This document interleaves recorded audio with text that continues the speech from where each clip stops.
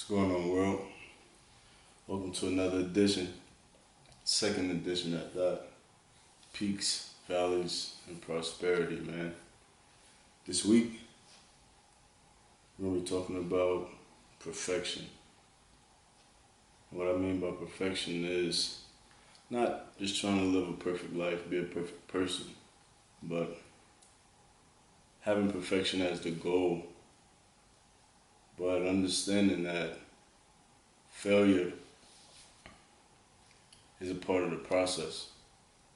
And when you fail, you can't just give up or go through the journey expecting not to fail, because you're not setting yourself up for success, realistic success at that, because then you just live in a fairy tale. But growing up through life, a lot of my friends thought that I had the perfect life or the perfect family, but in reality, that's just the way they view me because of the steps that I took in order to set myself up for the life that I wanted.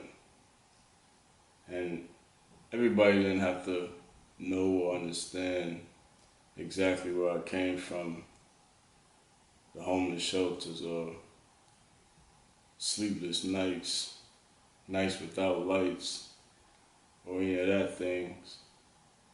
It's just that I always had a plan, and perfection was never a thought of mine. It was just something that came over time through trials and tribulations. And I think my biggest attribute could go to playing sports and the academic side of it, because it's always a competition and you never want to miss an opportunity or come close to that perfect game or perfect field goal percentage or free throw percentage and miss it. But on the other side of the coin is, if you come close and miss it, you can continue to set that as the goal and continue to strive for it. But I think now in life, we've gotten so soft to where they want you to accept failure and don't even think perfection is even an option, because we care so much about self-esteem or egos and things that can only hinder us on the path of perfection, right? Because if you think about it, right, from the standpoint of, we can even do basic exercise. There's a lot of people who have summer body goals and in the wintertime, but in the wintertime when it's cold, they don't want to go outside and endure the pain that's gonna give them the results when the summertime gets here. And I can blame it on society, because it's more so like a microwave society now where people want it instantly without going through the process. And you can't hop around it, you know? Just like you set a goal, you want to lose a couple pounds by the summer. A couple pounds, let's say 15 pounds. By the summertime, and you know you need to lose at least 5 pounds a month, but instead of doing the work that you need to and dedicating yourself and your time to making it happen, you're going to eat McDonald's, you're sleeping when you're supposed to be working out, you're partying when you're supposed to be working out, you're not holding yourself accountable.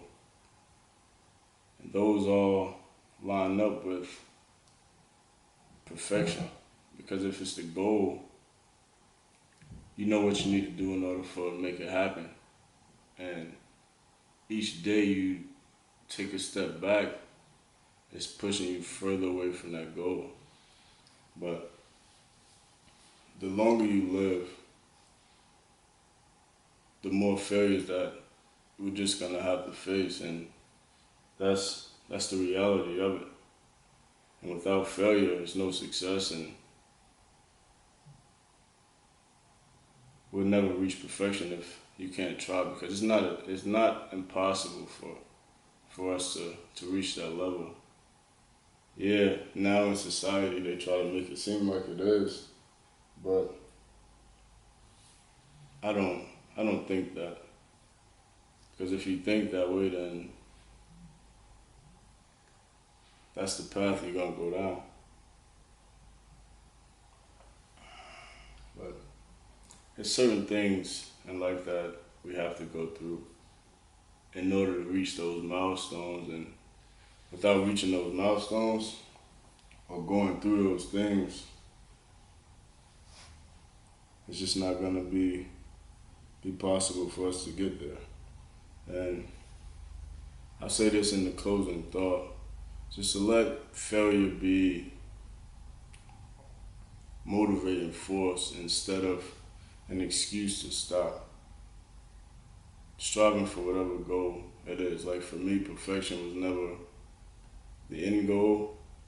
It was just always something to look forward to, and if I fell short of it, I would just keep going until I get there.